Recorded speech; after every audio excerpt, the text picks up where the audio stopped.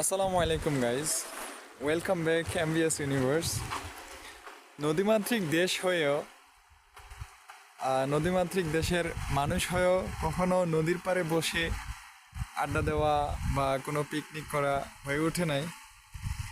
So এখন এটা হচ্ছে সবারই একটা ইচ্ছা আকাঙ্ক্ষা থাকে, বন্ধুবান্ধবের সাথে যাবে, আড্ডা দিবে, এরকম নদীর পাড়ে বসে পানির স্রোত বয়ে যাবে, কি বলে এটা, শীতল বাতাস বয়ে যাবে।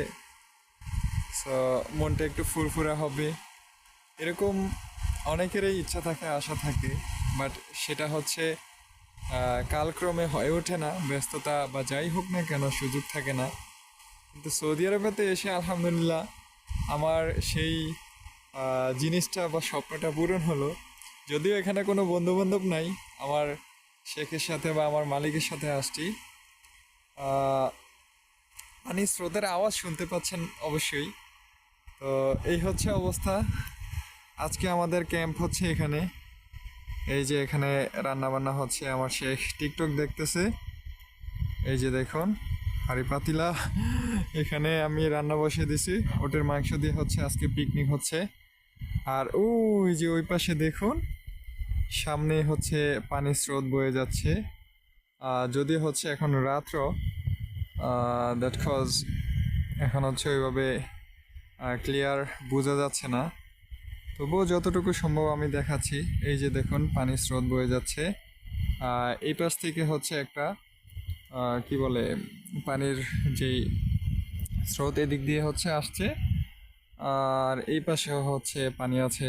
এই যে এই পাশের পানির স্রোতের যে গতিটা একটু কম যদিও। আর এটা হচ্ছে আমার শেখের টেন্ট, আর এটা হচ্ছে গাড়ির ভিতরে আমি ঘুমাবো। সো গাইস, এই যে দেখুন আমাদের মালামালগুলো, জিনিসপত্র, আর এখানে হচ্ছে রান্নাবান্না।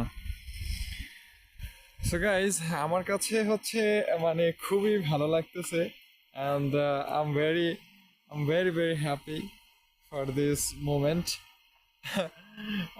আপনারা কেমনটা উপভোগ করলেন?